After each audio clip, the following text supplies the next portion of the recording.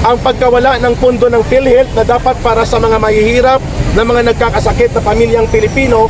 Kung hindi pa nag-intervene ng Supreme Court ay mawawala ng lubusan ang halos 90 billion na pondo ng PhilHealth.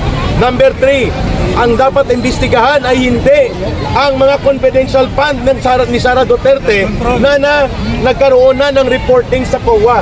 Ang imbestigahan ang 1.3 trillion na flood control na inanod papunta sa baha ng bulsa ng mga bundat at kawatan ng politiko, na kung si Senator Ping Lacson pa, 80% ng mga kontraktor na ito ay mga kongresista din, mga walang hiya at talagang garapal at mga walang puso sa damdaming para alagaan at pangatawanan ang kapakanan ng mamamayan. Number 3 na isyu, maliban sa korupsyon na nagaganap sa ating bansa, mga kababayan, ay ang pakikipagsabwatan ngayon ng gobyerno ni Marcos sa komunista.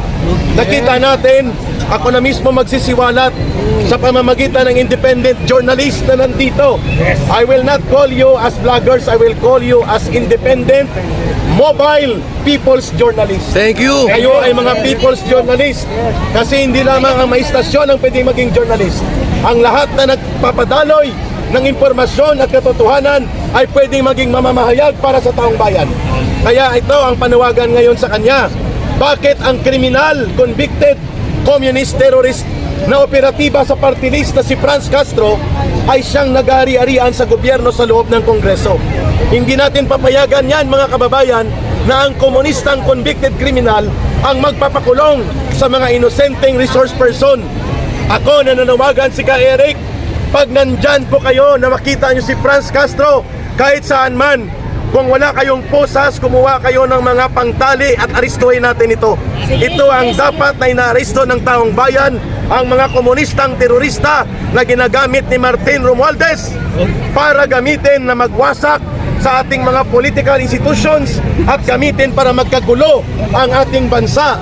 At hindi lang isa kundi tatlo sila dyan. Si Arlene Brosas, si Raul Manuel, na puro mga komunistang terorista. Ano ang panawagan natin dito? Ito po ang dahilan kung bakit kaming mga dating rebelde at mga kadre ay nananawagan ngayon sa taong bayan. Hindi natin pababayaan na ang ating bansa na sinalanta ng terorismo, pang-ambush, panununog, pagpatay ng grupo ng CPP, NPA, NDF ngayon ay kinakandong at kinakandili ni Marcos at ni Martin Romualdez para gamitin sa maruming laro sa politika. This is now a challenge to the armed forces of the Philippines. Papayagan ninyo na ang mga nang-aambush at pumapatay ng sundalo at pulis ang siyang mamayagpag sa ilalim ni Marcos at ni Romualdez. Hindi kami papayag ng mga dating rebelde na mangyari yan. Kaya nandito kami sa EDSA nagsasalita, sapagkat kung hindi, ang ating bansa ay magiging kawawa. Ang matitinong mga leader kagaya ng mga Duterte ay gagamitin sila upang isakripisyo ni Marcos at ni Romualdez para manatili sa poder, at ang kanilang gamit ay dalawang puwersa. Ang puwersa ng mga bulok na politiko na dati kalaban nila, ang tinatawag na dilawan. Ang maluba ay ang mga komunistang terorista na gustong mamayagpag at mag-recover, na ngayon ay special operators na ni Martin Romualdez inside Congress at sila ang namamayagpag. Yan ang malaking challenge sa mga taga-armed forces of the Philippines at taga-Philippine National Police. Ilan ang pinatay nila, mga kababayan? In my 21 years sa CPP, NPA, NDF, na-recruit ako ng 18 years old. Umalis ako, halos 40 anyos na ako. Ilan ang pinatay ng CPP, NPA, NDF na ngayon ay pinoproteksyonan ni Marcos at ni Romualdez? Mahigit 50,000 ang namatay sa ating kababayan. 20,000 dyan, sundalo at pulis. 30,000 ang mga sibilyan. Ngayon, sino ang dapat singilin? Anong mukha nila? Dahil wala na si Juma Sison. Ito ang natitira nilang puwersa like Franz Castro, Raul Manuel at Arlene Brosas.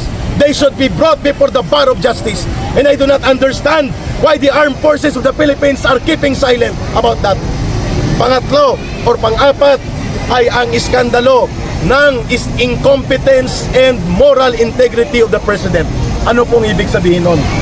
Ang Presidente bilang Commander-in-Chief at pinuno ng Estado at Gobyerno ay dapat hindi involved sa mga illegal na gawain, including ang pag-abuso sa illegal na droga. Therefore, nasa panahon ang panawagan ni Pangulong Duterte na para manatili ang integridad at competence and confidence of the people to the President ay dapat tumarap siya sa isang public disclosed na drug testing hair follicle based DNA type. At kung gusto niya samahan natin, ipanawagan natin, magpa-drug test ka! Magpa-drug test ka! At kung hindi, ay bumaba ka sa kapangyarihan at huwag mong ibulid sa masamang gawain at walang direksyon ang gobyerno at bansa na minamahal namin, Mr. Marcos. Yan po ang panawagan kung bakit nasa EDSA Shrine tayo. Ngayong hapon, ang mamamayang Pilipino ang nagbibigay ng kapangyarihan kay Marcos at sino pa man sa gobyerno, including ang mga kongresista at mga senador. Tayo rin ang pwedeng magsabi kung tama na o hindi ang kanilang ginagawa at nakikita natin hindi tama ang kanilang ginagawa. Question please.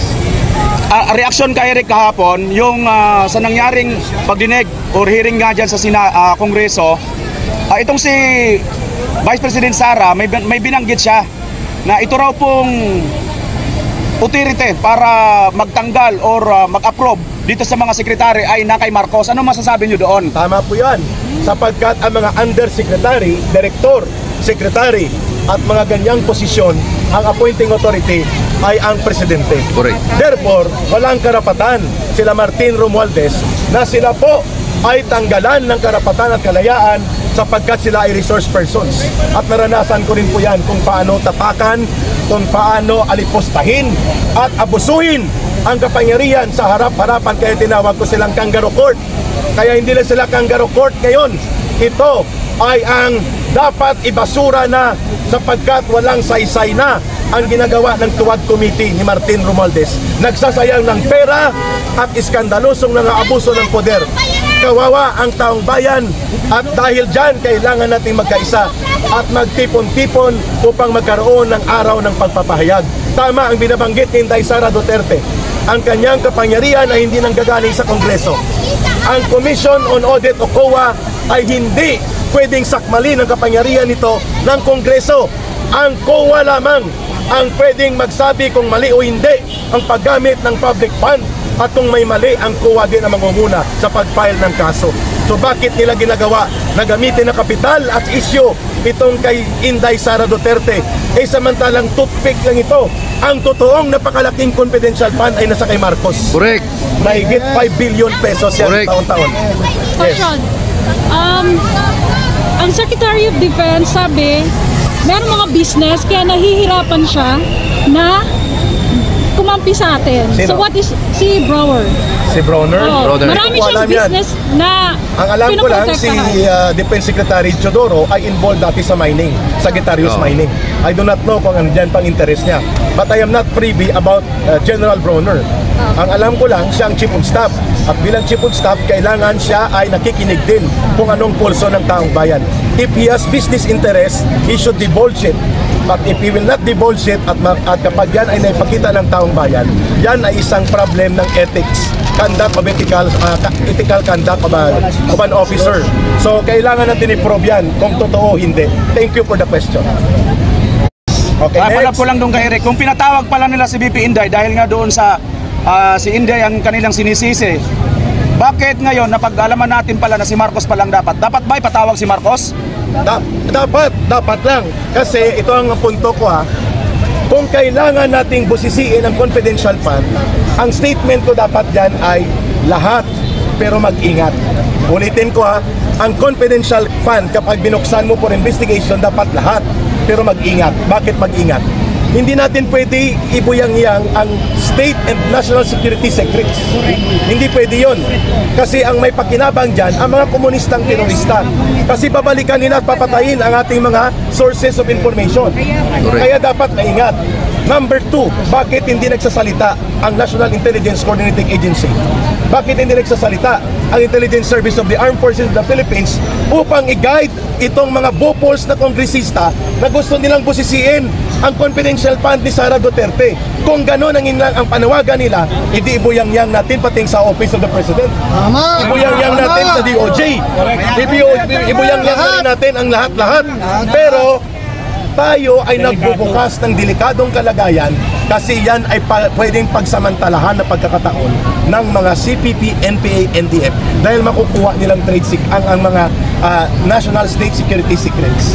So anong termino na ginagamit ko? Kung kailangan natin magkaroon ng process of audit and review involving intelligence fund and confidential fund, it must be done across the board with caution. Mag-ingat. Kasi otherwise, mahuhulog tayo sa patibong ng CPP, NPA, NDF. Ngayon, bakit naka-single out at naka-focus kay Sara Duterte? Hindi sila interesado about the audit of confidential fund. Ang kanilang ginagawa ay tapunan ng putik si Sara Duterte upang mawasak ang kanyang pagkatao.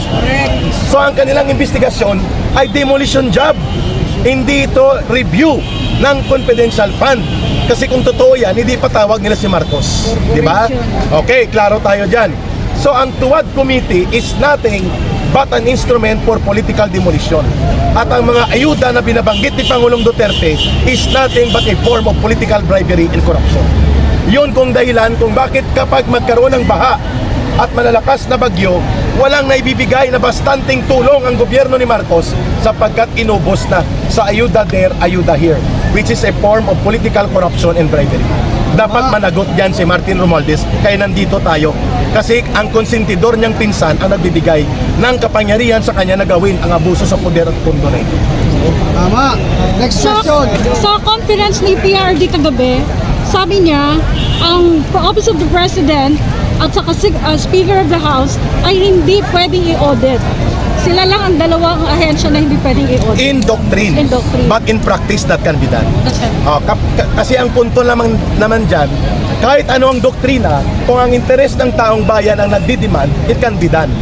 Kasi kapag gusto, may paraan. Kapag ayaw, may dahilan. Correct. So ang klaro dyan, ayaw ni Marcos ipa-audit. Kasi ang kanyang expenditures, kinumpute ko, 5 billion pesos a year divided by 365 days. Grabe. That is 12.2 million a day. Ang confidential expenditure ni Marcos nag-average ng 12.2 million pesos a day. So bakit ang kay Sara Duterte nakikita nila? Dahil siya ay presidente? No. As president, he should be the number one to be the model of or the role model of transparency and accountability. Pero sabihin ko, with caution yan, may pag-iingat kasi pwedeng mabuyangyang ang mga state secrets at national security secrets. Ano masasabi mo? What is your reaction doon sa speech ni Romualdez yesterday sa plenary? Parang 98 times niya pinractice yun Yeah. para lamang Memorize na niya. magkaroon ng declamation point. Yes. At ang nakakatuwa, pumalakpak pati si GMA. Okay. So, ang ating kongreso ay kongreso ng mga payaso. Kongreso ng mga abusado at kongreso ng mga power tripper. Isa dyan na power tripper ay ito po ang tinatawag natin na ang pangalan niya ay NPA na Caldero. Si Boy Contempt na sinipa namin sa NPA na ang pangalan niya ay si Boy Tapang-Tapangan Paduano. Yon, power tripper talaga yan. Si NPA Caldero yan kasi Caldero na naman ang alam niyang dikitin yan. Hindi naman talaga naging commander ng NPA yan. Okay, pangalawa, itong si abogado man at investigador na pulis pero walang alam tungkol sa mga infiltration ng Communist Party sa loob ng gobyerno. Ang pangalan niya, si Congressman Ako. Yun ang nakakatuwa. Kaya ang kongresong ito, the first time na nakakita tayo ng chapsoy na kongreso. Mga payaso, mga abusador, mga piling hari at Diyos. At ang higit sa lahat ay akala nila napakagaling nila. Yun ang akala nila. Isinusuka sila ng taong bayan. The most hated Congress in the history of Philippine legislature is the Congress led by Martin Tambaloslos. Tama. Sangayon ba kayo kay Eric kahapon na nalantad ang kanilang yung sinasabi mo nga na walang kaalaman, payaso ng pananalita ni BP Sara dahil nga doon sa itong si Akop na napakatalino, nagtatalitaninuhan dyan sa Kongreso, ay mukhang nilihis na at hindi na nagtanong uli kay BP Sara. Ay, napahiya siya eh. Kasi alam niya na alam ni Vice President Sara Duterte ang kanyang punto na wala siyang alam. Iyon po ang mahirap kung nagdudunong-dunungan ka na hindi ka naman talaga totoong marunong. Ang problema kung nagdudunong-dunungan ka para sa mga palusot, hindi para sa interes ng tao. Yun po ang kaibahan nila.